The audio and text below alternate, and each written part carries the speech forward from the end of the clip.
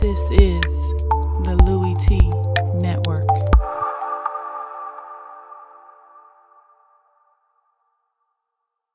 And then my team was 6-10, and we ain't smell the playoffs. Then it gets even better when your team makes the playoffs.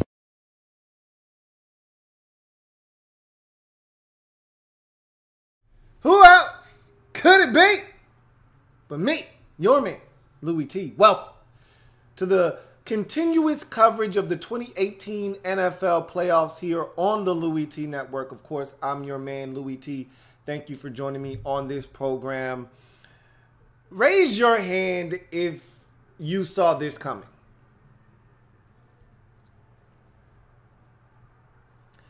All right. Every non-Titans fan, go ahead, put your hands down, man. This one was predictable. This one was inevitable. This one was pretty much decided when the Chiefs decided to blow the lead and the Titans decided to have an epic comeback last week. This one was already etched in stone and in the books already. The question wasn't, were the Patriots going to win this game? It was by how much and when would it get out of control? And so this game wasn't a... Look, I've already had this discussion with all of you out there for, what, 3 months now? We've said this already. The AFC Championship game, we decided who was in that game 3 months ago. It was Steelers Patriots. The only thing we didn't know was where the game was going to be played. We figured that out in, what, week 15? Don't get me the line. Week 14, 15. Whenever Steelers Patriots took place, that's when home field advantage was decided in the AFC, and that's where we knew where the AFC Championship game was going to be played. I mean, it's really simple, man. Tomorrow, the Steelers, it may not be, it's not going to be this easy, but it's going to be the same outcome. Steelers are going to win, advance to the AFC Championship game. It's Steelers, it's Patriots, and that's who probably most likely is going to win the Super Bowl too. Whomever comes out of the AFC, I've got a strong inkling that they're going to win the Super Bowl this year. And so AFC has been pretty dominant in the Super Bowl of late, which really turns my heart cold. I'm an NFC guy. Would love to see. I thought the NFC would have a great chance to win it last year. 28-3 speaks for itself, but notwithstanding, look, this game went the way that we, for the most part, sans for Titans fans, thought it would go. And I'm not surprised by the outcome, nor was I moved by the outcome. I will say this. There was one interesting thing that I saw in this game from the Patriots. I'll talk about that a little bit later on in this breakdown. But I don't even... Do I need to do this? Joe... Go ahead, Joe.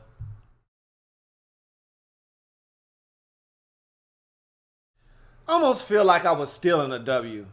Like, I had to talk to Joe just to get him to do that, because that wasn't a W that I needed to proclaim or take ownership of. That didn't seem like it was necessary. But anyway, let's quickly go through this game. There's really not a lot here to discuss and chew on. Patriots do what they're supposed to do in this game, 35-14 over the Tennessee Titans. They hadn't been here before. This was new territory for them. They were way out of their league. They didn't know what it was going to take to get it done on this type of stage. I told you in the preview for this particular game that I expected this game to be much like the Steelers game on a Thursday night, which was a big stage for this young Titans team. On a Thursday night where they were close at halftime. And 21-7 isn't necessarily close, but they were close after the end of the first quarter. Hell, they were winning 7-0. And I thought that Mike Mularkey said something that let me know where his head was, but it also let me know that his team wasn't going to make a charge in the second half, which I didn't expect them to anyway. But when you start pointing the fingers at the officials, you're probably not going to have a favorable outcome, because now your team is looking and searching for excuses, much like you are as a head coach when you're telling them, yeah, the officials are making some poor calls. We got to overcome them. Nah, to hell with that. We can have that discussion with the players on the exit meeting after we lose this game. Let's talk about the adjustments that we need to make and how we need to be better as a team to execute and get it done in the second half of this game. But in any event, the Patriots dominated this game in all facets. There wasn't much that the Patriots did wrong in this game.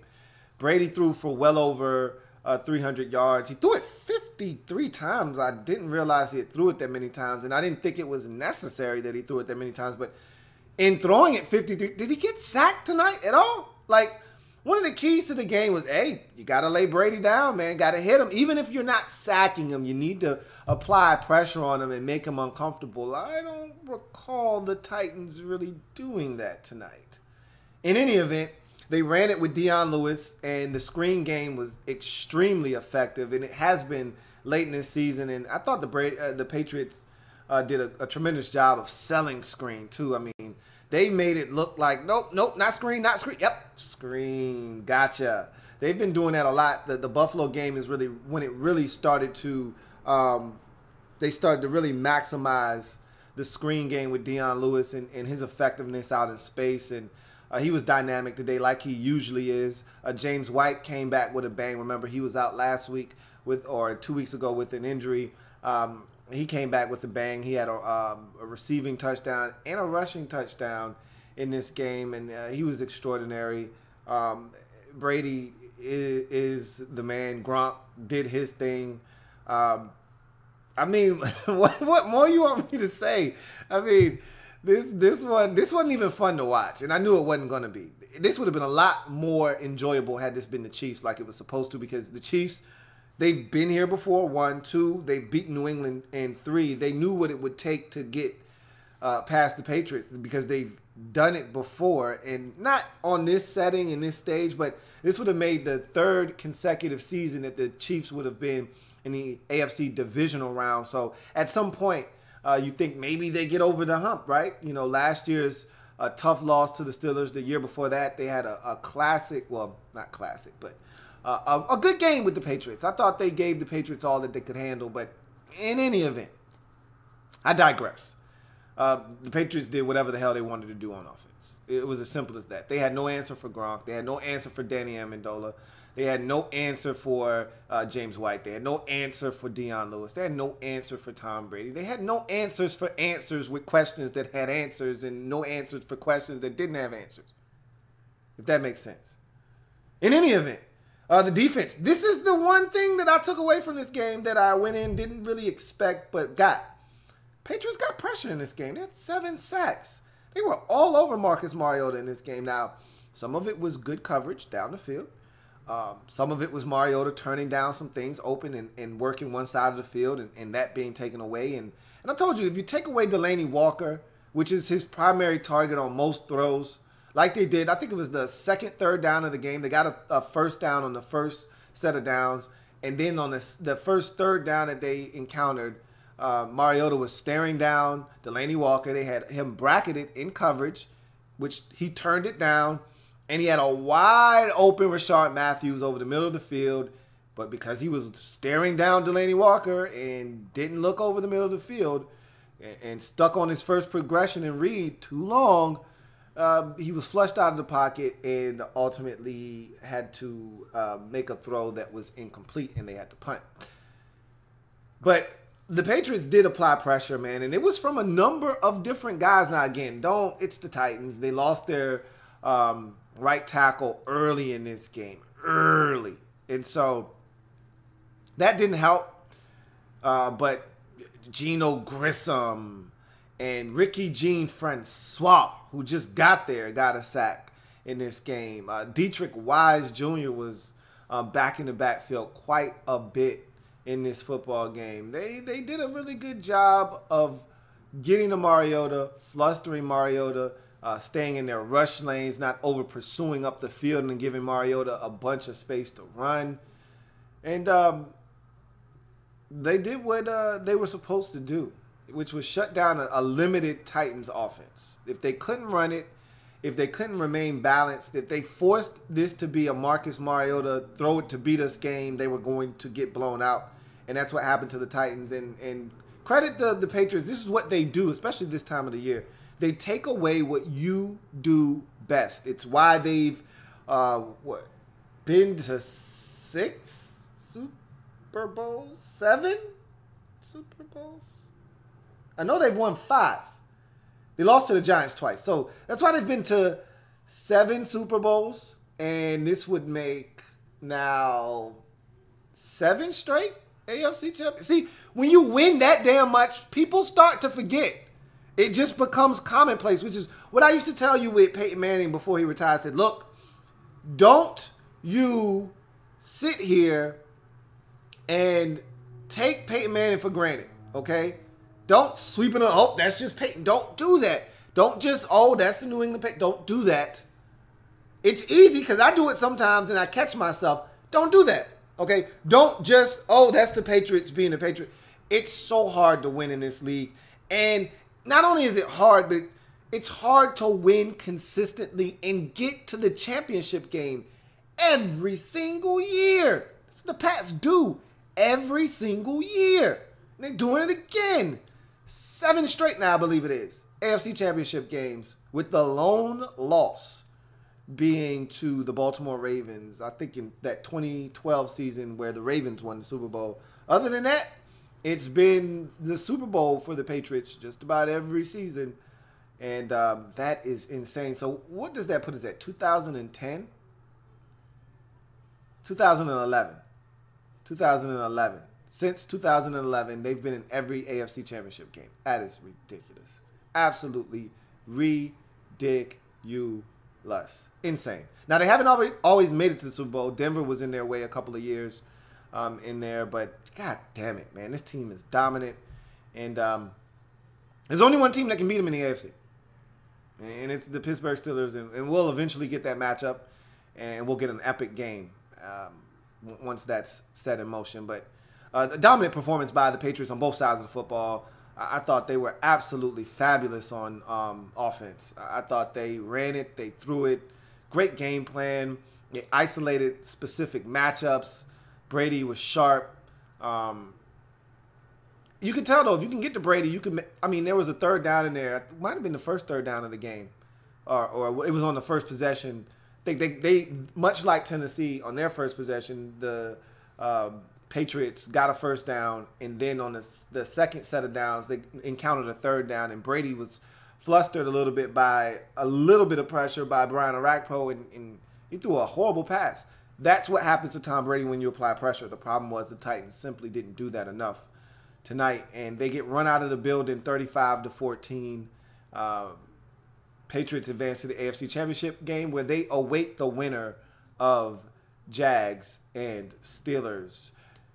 Titans side of things, start offensively. Corey Davis starting to come on, man. He's starting to look like a #1 pick. And I'm happy for the young man because I can't tell you how many times we've seen these receivers go in the first round and just not amount to anything.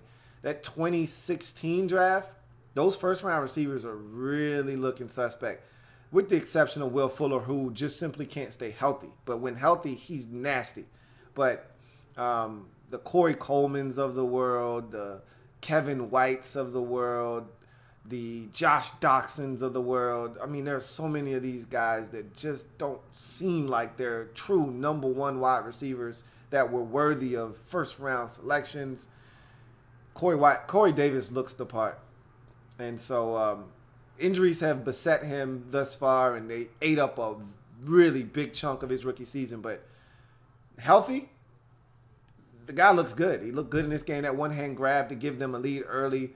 How many Titans fans out there? How many of y'all were excited when he got that one? Y'all like, oh, they doubted us. They thought we was going to get ball. Tony Romo got all excited. I said, Tony, pump your brakes. Drive slow, homie. Drive slow. Like, Tony got all excited. I told all those people, they said this is going to be a blowout. Told them, tune in because this is a Titans team. They can play. Pump your brakes and drive slow, Tony. Drive slow, Tony. And like, relax, brother. Relax. Tony he blinked twice, and it was 35-7. It was 21-7 at halftime. It was 35-7. What? Like midway through the fourth, it was 28-7 going into the fourth. I said, Tony, chill, bro. Chill, bro. But that was impressive. 95-yard drive. I thought the offense was really disappointing from a standpoint of rushing the football. I thought Derrick Henry would be able to really take advantage of a Patriots defense that's good, not great at stopping the run. And I thought that they would be able to use play action fake off of the run. The run never got going, at least not with Derrick Henry in this particular game. He was a non-factor. I hated the sequence right before the half. You're going for it on fourth down, which I love. Look, it's the Patriots. It's the playoffs. You're not better than them. You needed points before the half. I love the aggressiveness. I just don't. You have no timeouts. What are you doing? Fourth and 1, you're going to run it? Outside? Off tackle? Woosah. Woosah. All right, I'm good now. Anyway, they pretty much took Delanie Walker away, which you knew they would because that's what Belichick and Matt Patricia do. They take away what you do best, which is really not that it's really not that hard of a concept. I don't understand why more teams don't adopt it. Now, I know it's easier said than done, but why don't more teams do that? Like, this is what you do. Like, every week I say the same thing. Gronk is Gronk is a son of a bitch. Might want to cover him. If it takes two, you might want to do that. Nope. Going to give Gronk singled up coverage against the other team's safety or a linebacker. Okay. Good luck with that. You got Eric Berry on your team? No? Not Eric Berry? Okay. Good luck. Delanie Walker, same thing. You know he's going to get 10 targets. Why not take him away? Why not make Eric Decker, Rashard Matthews, Taywan Taylor. Why not make one of those guys beat you? Eric Decker. Corey Davis. Jonnu Smith, who my heart goes out to Jonnu. I hope that's not a serious knee injury. Nothing worse than having something catastrophic happen to you in the final game of the season, because if it is something that's going to require major surgery, he's not going to be ready for the start of next season, which absolutely sucks. So let's just hope that that's a strain or a sprain. And if it's something torn, be the MCL. That's something that can heal rather quickly, doesn't require surgery. Let's hope it's not an ACL or an Achilles or anything of the sort. But in any event, I just thought the offense was uneven. I mean, anytime you're putting your hopes and dreams on the right arm of Marcus Mariota, it's usually not a good thing right now. He's not ready for that kind of weight to be put on his shoulders with this Titans football team. You saw the way he's thrown the football this season. Last week was an anomaly for him. He hasn't been great at throwing the football. He hasn't been a dynamic playmaker for them since like week 4 before he had the hamstring injury versus the Texans. He's been okay.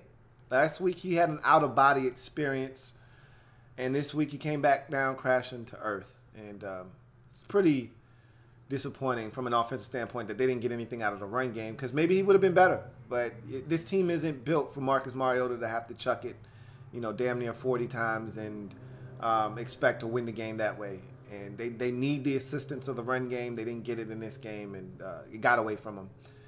There were some calls that I did not like. I didn't love that Mike Mularkey, was bitching and moaning and complaining to his team at halftime about the officials, but he was right. That doesn't make it wrong. He was right. But we have this discussion about the Patriots all the time. They get a lot of favorable calls. I did not like the OPI on Decker. That killed that drive, and that was when they had the momentum. They were up 7-0, or they might have been tied at 7 at that point in the game. Patriots might have responded already. Either way, I didn't like that call. There was another call in there that I was like, that's a pretty questionable call. And I thought that was the longest 1 second ever. But then both games had a situation like that where at the end of the half, that 1 second didn't tick off. I thought the Eagles game, I thought that was a long 1 second as well, but that was all the Titans' fault. I'm not absolving them of any wrongdoing there, and I'm not going to take them off the hook for that poor choice of play calling on 4th and 1 that allowed the Patriots to be in that situation. But in any event, they didn't do enough on offense. The defense, they didn't do enough on defense. And I thought they needed to blitz because you weren't going to win those one-on-one matchups. Their receivers were going to beat your corners. I didn't think that you stood a chance unless you hit Brady, and they didn't hit him enough. They didn't hit Tom Brady enough in this game, and they didn't even stop the run, which was really disappointing because that's been their calling card all season long. The one thing that you could count on the Titans doing for the most part this season, stop the run. They were the 4th best rush defense in the league this season, and you couldn't tell in this game because I thought the level of balance that the Patriots had in this game was nauseating. I mean, they could run it, they could throw it. You got to take something away. You can't let them do everything because when you do, that's when you find yourself giving up 35 unanswered points. You got to stop something. You got to take something away. You took nothing away. And the end result is a 35-14 beating. Also want to credit the Patriots for the no huddle. They took advantage of speeding up the pace because the Titans don't have a ton of subs. They really, really took it to the Titans in that no huddle offense. They sped up the tempo, and the Titans they weren't equipped to deal with it. You could tell. It's almost as if they didn't know it was coming, which they should have known that some form of hurry up at some point in this game was going to come. And once the Patriots found out, oh yeah, this is working pretty well, they just didn't stop. They went up tempo and they bludgeoned them to death with the up tempo no huddle offense. Brady was magnificent. They ran it, they threw it. The screen game was outstanding. Gronk was outstanding. Amendola was outstanding. The Patriots were outstanding as they get the win 35-14. Titans, yep, look, you made it to the second round. You made it to the divisional round. Pat yourself on the back. Look, there are no moral victories in football, and I forgot to change this score up here, so, let's go ahead and do that right now. There are no moral victories in football. I understand that, but as a young team, getting to the postseason, getting a taste of what it's like, seeing what it's going to take to get over the hump, similar to the Rams, you got to feel good about that. So, you're going to have to play much better if you want to beat a team like the Patriots or some other team that's the caliber of the Patriots. You're gonna have to step your game up. You're going to have to come with a lot more effort. You're going to have to come with a better game plan. You're going to have to execute better. You just got to be better. And you weren't in this game, but experience, it matters. And you got some in this game. So, in this postseason.